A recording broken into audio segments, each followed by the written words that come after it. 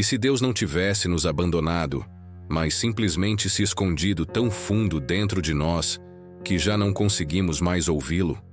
Essa é a angústia que atravessa as páginas de Os Irmãos Karamazov, obra máxima de Dostoiévski, um homem que conheceu o frio dos cárceres siberianos, o peso da miséria e a vertigem das perguntas sem resposta. No final do século XIX, enquanto a Europa celebrava o progresso e o racionalismo, Dostoiévski mergulhava na alma humana, onde nem a ciência nem a razão conseguiam curar a dor de existir. Sua escrita não é sobre heróis ou vilões, mas sobre nós mesmos, despidos de máscaras, diante do abismo que é viver. Essa história atravessa o tempo porque fala do mesmo dilema que ainda carregamos. O que fazer quando a fé vacila e o mundo parece indiferente à nossa dor? Em Os Irmãos Karamazov, a pergunta não é apenas se Deus existe, mas se nós somos capazes de viver como se Ele estivesse dentro de nós, mesmo quando tudo ao redor grita que Ele está morto. Ao mergulhar nessa obra, não entramos apenas no universo de 3 irmãos e um pai corrupto. Entramos em nossa própria consciência, onde cada pensamento é um julgamento e cada ato uma confissão. Talvez, ao final deste vídeo, você descubra que a resposta para a pergunta inicial não está nos livros, mas no silêncio mais profundo que você já sentiu. E, se essa reflexão tocar você de alguma forma, considere se inscrever e deixar seu like. Não por mim, mas porque talvez assim possamos manter viva essa conversa que atravessa séculos. No coração de Os Irmãos Karamazov está o conflito entre 3 irmãos que, mais do que personagens, são faces diferentes de uma mesma alma humana. Dmitri, o instinto e a paixão que tudo consome. Ivan, a razão afiada, quase cruel, que questiona o sentido de todas as coisas. Alyosha, a fé simples, quase infantil, que insiste em acreditar mesmo quando o mundo parece um tribunal injusto. E como sombra sobre todos eles, o pai, Fyodor Pavlovich, um homem vulgar, cínico, capaz de rir da dor dos outros.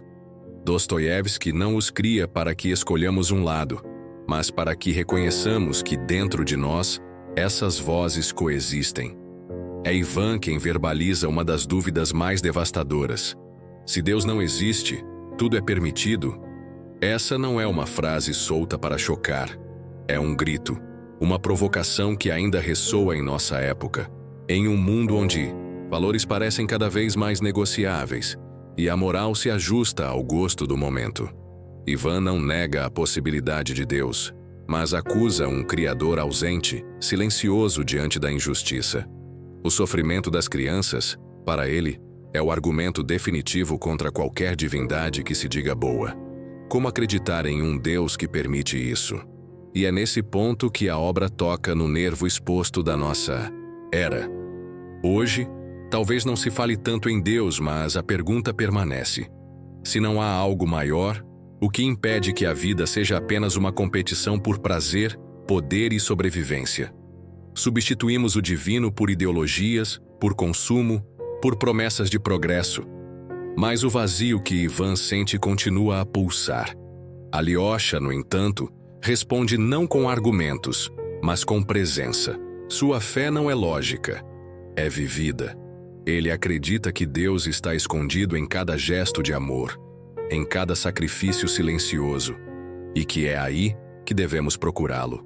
No fundo, Dostoiévski parece nos dizer que Deus não se prova com palavras, mas se encontra na forma como escolhemos viver. No silêncio entre Ivan e Alyosha, há um espelho da nossa própria luta. Não é apenas o embate entre fé e dúvida, mas a consciência de que talvez os dois precisem coexistir para que a busca seja verdadeira. O Grande Inquisidor é talvez o momento mais inquietante de Os Irmãos Karamazov, e Dostoiévski o coloca dentro da própria trama como se fosse uma história dentro da história. Um desabafo literário de Ivan, um sonho ou uma visão. Mas, acima de tudo, um julgamento contra Cristo feito pela própria Igreja. A cena é ambientada na Sevilha da Inquisição. Cristo retorna à terra, silencioso, irradiando compaixão. Ele cura, consola, é reconhecido pelo povo.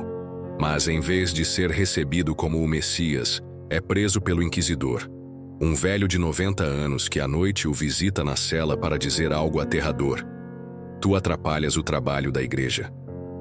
O monólogo do inquisidor é uma das acusações mais implacáveis que a fé já recebeu.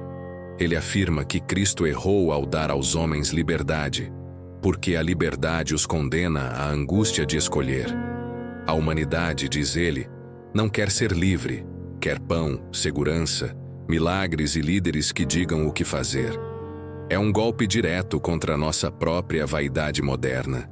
Vivemos proclamando nossa liberdade, mas quantas vezes ela não se resume a seguir padrões, buscar conforto e terceirizar decisões para líderes, gurus ou algoritmos? O inquisidor explica que a igreja corrigiu o erro de Cristo, trocando liberdade por obediência, e que isso manteve a ordem. No fundo, ele não é um vilão caricatural, mas um realista cínico. Acredita que a maioria das pessoas não suporta carregar o peso de uma fé verdadeira. Cristo, durante todo o discurso, permanece em silêncio. Não se defende. Ao final, apenas se aproxima e beija o velho nos lábios. Esse silêncio é um dos momentos mais perturbadores da literatura, porque nos obriga a interpretar sozinhos. Foi um perdão? Foi uma reprovação silenciosa? Ou uma confirmação de que o amor é a única resposta possível? Dostoiévski deixa o vazio, e é nesse vazio que cada leitor projeta sua própria fé ou sua própria descrença. Hoje, o grande inquisidor parece ainda mais atual. Vivemos em um mundo de vozes estridentes, de líderes que se dizem salvadores, de sistemas que prometem segurança em troca de liberdade. Mas o que fazemos com essa troca? Será que, no fundo, também preferimos entregar nossa autonomia a alguém que nos diga o que pensar, só para não enfrentar o peso das perguntas sem resposta? O assassinato de Fyodor Pavlovich não é apenas o ponto alto do enredo policial de Os Irmãos Karamazov. É o catalisador que expõe, sem máscaras, o que cada personagem realmente acredita sobre si mesmo, sobre a justiça e sobre Deus. Desde o início, Dostoiévski planta as sementes. Dmitri odeia o pai com uma fúria quase animal. Ivan o despreza com frieza intelectual. E até Alyosha sente a sombra da repulsa. Quando Fyodor é encontrado morto, não importa quem o matou, importa que de algum modo todos são culpados. Essa é uma das crueldades mais sutis do romance. Dmitri, impulsivo e descontrolado, é o suspeito óbvio. Ele grita, ameaça, jura que poderia matar. Mas sua culpa maior não está no ato e sim no desejo que alimentou. Ivan, por sua vez, nunca ergueu a mão contra o pai. Mas suas ideias, sua descrença e seu desprezo pela moral tradicional ajudaram a criar o clima em que o crime se tornou possível. E Alyosha, o mais piedoso, não é poupado. Ele também se ausentou. Também deixou de agir em momentos em que poderia ter impedido a tragédia. Dostoiévski nos força a encarar uma pergunta desconfortável. Até que ponto somos responsáveis pelo mal que permitimos, mesmo que não o executemos? Em um mundo moderno onde a violência, a corrupção e a injustiça são transmitidas em tempo real, essa questão é ainda mais urgente. Ao assistir passivamente ao virar o rosto, não nos tornamos também cúmplices? O julgamento que se segue não é apenas de Dmitri, mas um julgamento da própria condição humana. Cada testemunho revela mais sobre o medo, o orgulho e a hipocrisia de quem fala do que sobre os fatos. A verdade se torna irrelevante diante da necessidade de encontrar um culpado.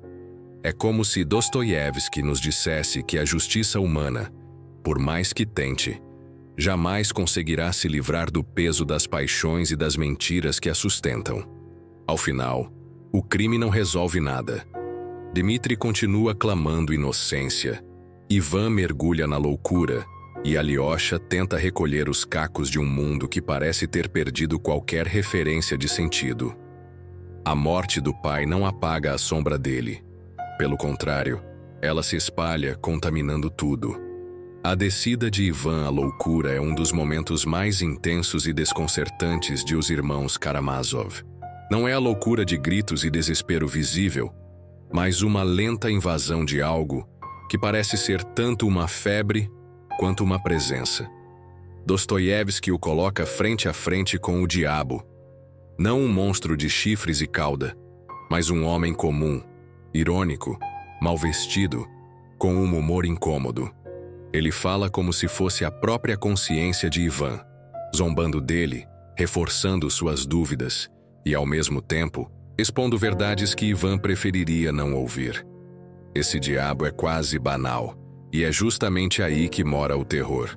Ele representa a lógica fria da descrença, a tentação de reduzir tudo a cinzas, de viver sem qualquer compromisso com o bem ou o mal. Ele ri do idealismo de Ivan, lembra-lhe que suas ideias sobre a não existência de Deus não são apenas teorias inofensivas. Elas têm consequências no mundo real. É como se dissesse: você não precisa puxar o gatilho para que alguém morra por sua causa. Basta convencê-lo de que nada importa. A conversa é um labirinto. Ivan tenta resistir, mas a cada resposta o diabo lhe devolve um espelho distorcido, revelando não só suas contradições, mas seu medo de estar errado. No fundo, Ivan teme não que Deus esteja morto, mas que ele esteja vivo e que isso exija algo dele. Essa ambiguidade é o veneno que o corrói. Essa cena fala com força ao nosso tempo, onde o diabo raramente se apresenta como algo sobrenatural. Ele se disfarça de racionalidade extrema, de sarcasmo constante, de cinismo elegante. Ele aparece quando desistimos de procurar sentido e passamos a viver como espectadores da própria vida. Dostoiévski parece nos avisar que a maior tentação não é o mal evidente, mas a indiferença. No fim, Ivan não vence nem perde. Ele apenas continua, quebrado, mas consciente de que seu dilema não tem solução fácil. Talvez a loucura seja apenas o preço de encarar a verdade de frente. Alyosha atravessa a narrativa como um sopro de calma em meio ao vendaval moral que devasta sua família. Não é um santo idealizado. Dostoiévski o constrói com simplicidade, permitindo que ele sinta dúvidas, tristeza e até raiva. Mas é justamente essa humanidade que torna sua fé tão inquietante para quem lê. Ele não tenta convencer ninguém com discursos inflamados. Prefere estar presente, ouvir, oferecer um gesto que, por menor que pareça, quebra o ciclo de ódio ao redor. A ligação de Alyosha com o monge Zósima é fundamental para entender seu papel. Zósima ensina que cada um é responsável não apenas por seus próprios pecados, mas também pelos pecados do mundo. Para muitos, isso soa como um fardo insuportável. Para Alyosha, é um convite à ação. Se somos corresponsáveis por tudo, então qualquer ato de bondade, por mais pequeno, é uma forma de redenção coletiva. Essa visão contrasta fortemente com o pessimismo de Ivan e com o descontrole de Dmitri. Enquanto os dois se debatem em teorias e impulsos, Alyosha age em silêncio, acreditando que o sentido de Deus não está na prova lógica, mas na experiência do amor. Essa postura incomoda porque parece ingênua, e Dostoiévski sabe disso. Mas ao longo da obra, fica claro que é justamente essa ingenuidade que mantém acesa uma possibilidade de cura para um mundo quebrado. Trazendo para o presente, Alyosha é quase um desafio às nossas redes saturadas de opinião. Vivemos rodeados de debates acalorados, mas raramente paramos para um gesto concreto de cuidado. A fé de Alyosha não é uma crença abstrata, é prática diária. Perdoar quando é mais fácil condenar, oferecer tempo quando é mais fácil ignorar. Talvez por isso ele seja, silenciosamente, a resposta de Dostoiévski à pergunta que abre este vídeo. Deus pode estar escondido em nós, mas só aparece quando escolhemos amar, mesmo sem garantias. Smerdyakov é a presença silenciosa que, à primeira vista, parece quase irrelevante, mas que no fim revela ser o nó mais apertado da trama. Filho ilegítimo de Fiodor, criado como servo, ele carrega uma mistura de ressentimento e desprezo por todos os Karamazov. Não tem o temperamento explosivo de Dmitri, nem a erudição de Ivan, e talvez por isso passe despercebido, o que o torna ainda mais perigoso. A relação entre Smerdyakov e Ivan é central para entender o assassinato. Em conversas veladas, Ivan compartilha suas ideias sobre moralidade e a ausência de Deus. Frases que, para ele, são especulações intelectuais, mas que, para Smerdyakov, soam como permissão. Se Deus não existe, tudo é permitido. Deixa de ser um dilema filosófico e se torna uma autorização prática. E quando o crime acontece, é Smerdyakov quem o executa, mas com a convicção de que agiu conforme o espírito das palavras de Ivan. Aqui, Dostoiévski mergulha fundo na responsabilidade moral pelas ideias que propagamos. Quantas vezes no mundo de hoje, palavras soltas, comentários irônicos ou opiniões são usadas para justificar ações que jamais aprovaríamos? O romance parece nos perguntar: até onde vai a culpa de quem inspira, ainda que indiretamente, o mal que outro comete? Smerdyakov, no entanto, não é apenas um instrumento. Ele representa o lado mais frio e calculista do homem comum. Alguém que observa, espera e age no momento em que percebe vantagem. Sua existência desmonta a visão romântica de que grandes crimes só vêm de grandes personalidades. Às vezes, eles brotam de pessoas que, aos olhos do mundo, mal são notadas. Quando finalmente confronta Ivan, Smerdyakov não pede desculpas. Pelo contrário, joga de volta no irmão a responsabilidade moral, lembrando-o de que as ideias têm consequências concretas. É um espelho incômodo que nos força a reconhecer que a separação entre pensamento e ação nem sempre é tão nítida quanto gostaríamos. O desfecho de Os Irmãos Karamazov não é uma resposta clara, mas um eco que permanece. Dmitri, condenado por um crime que não cometeu, aceita o peso da pena como se fosse um caminho de expiação. Ele não deixa de protestar contra a injustiça, mas começa a vislumbrar, em meio ao sofrimento, uma possibilidade de renascimento moral. É como se Dostoiévski sugerisse que, mesmo na dor imerecida, pode existir uma centelha de transformação. Ivan, por sua vez, afunda na febre e no delírio, confrontado pelo peso das consequências de suas ideias. Sua lucidez, tão orgulhosamente cultivada, se fragmenta, deixando-o à beira da loucura. Mas no meio desse colapso, há momentos em que parece quase disposto a aceitar que a verdade não se prova com lógica, mas se vive. Ele não chega a atravessar essa ponte, mas fica diante dela, hesitante, como se pressentisse que a resposta está ali, embora não consiga dá-la um nome. Alyosha, fiel à sua forma, não encerra o romance com discursos, mas com gestos. No enterro de um jovem amigo, ele convida os presentes a lembrarem sempre daquele momento, a guardarem a pureza de um sentimento que, por instantes, uniu todos. É um final modesto, quase anticlimático, mas profundamente coerente com a ideia de que Deus, se está escondido, é na simplicidade e não no espetáculo. E Smerdyakov? Sua saída da história é tão silenciosa quanto sua presença. O suicídio, que deixa para trás mais perguntas do que respostas. É o fim de um homem que nunca acreditou que a vida tivesse sentido e que agiu como se a ausência de sentido fosse uma liberdade, quando na verdade era apenas um vazio insuportável. O conjunto desses destinos não fecha a questão, mas a amplia. Deus está morto? Talvez para Ivan, que não conseguiu ouvi-lo. Deus está escondido em nós? Talvez para Alyosha, que o encontrou em gestos pequenos. O romance não nos entrega a resposta, nos devolve a pergunta, mas agora com o peso das histórias que testemunhamos. No fim, Os Irmãos Karamazov nos deixa diante de um espelho mais do que diante de uma conclusão. Dostoiévski não nos conduz a uma resposta definitiva sobre Deus estar morto ou escondido em nós.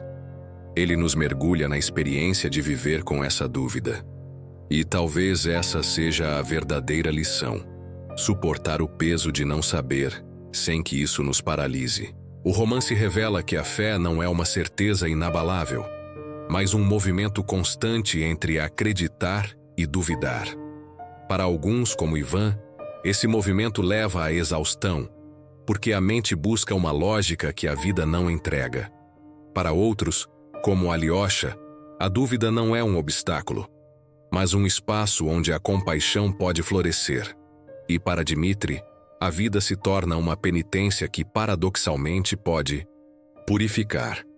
Se há um Deus escondido em nós, Dostoiévski parece dizer que ele só se revela no modo como tratamos o outro, no perdão quando é mais fácil condenar, na presença silenciosa quando é mais fácil virar as costas. Talvez a grande morte de Deus não seja a negação intelectual de sua existência, mas o esquecimento prático de sua presença. Vivemos em uma era em que as perguntas de Ivan ecoam mais alto do que nunca, e as respostas de Alyosha soam quase como sussurros.